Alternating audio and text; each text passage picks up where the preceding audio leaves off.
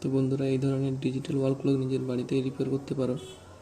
দেখে নাও ভিডিওটা পুরো লাস্ট পর্যন্ত, বুঝতে পারবে। প্রথমে একবার পাওয়ার দিয়ে দেখে নিচ্ছি, কোনো রেসপন্স নেই, তাই আমরা এটাকে একবার খুলে দেখব কী সমস্যা।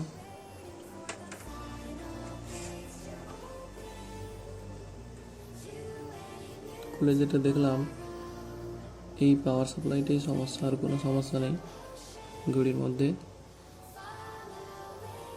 এই ধরনের পাওয়ার সাপ্লাই বেশিরভাগ খারাপ হয়। তো তোমরা যে কোনো একটা 5 ভোল্টের চার্জার ব্যবহার করতে পারো, 5 ভোল্ট 1 অ্যাম্পিয়ার হলেই হবে। এখানে চার্জারকে তোমরা ভেঙে ভেতর থেকে পিসিবি বোর্ডটি এর সঙ্গে সোল্ডিং করে দিবে। দেখো কীভাবে করছি আমি।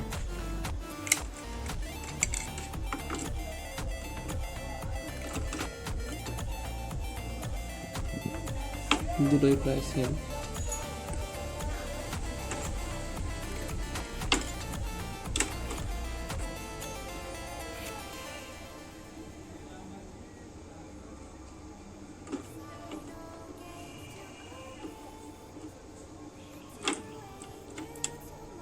তোমরা এটাকে ফেলে দিয়ে ফেজ নিউট্রালটাকে ঠিকঠাক করে লাগাবে। আর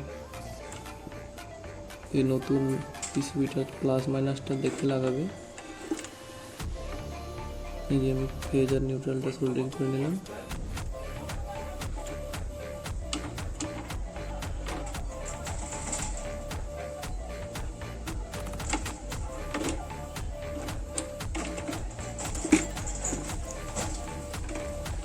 এখানে জায়গাটা একটু সমস্যা আছে, যার জন্য একটু সোল্ডিং করতে টাইম লাগছে।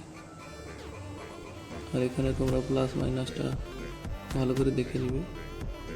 এই যে লাগিয়ে নিয়েছি, ভালো করে দেখে নাও তোমরা। এইভাবে সোল্ডিং করে নিবে।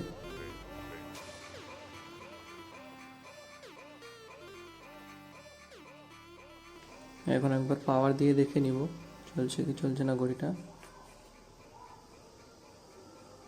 বন্ধুরা, দেখতে পারো তোমরা ঘড়িটা খুব ভালোভাবেই চলছে এবার। শুধুমাত্র ওই পাওয়ার সেকশনটাই সমস্যা ছিল, আর কোনো সমস্যা নেই। তো এইভাবে তোমরা বাড়িতেই বসে এই ধরনের ঘড়িগুলো সারাতে পারো। এবং ভিডিওটা ভালো লাগলে একটা লাইক এবং সাবস্ক্রাইব করে দিও। Thank you.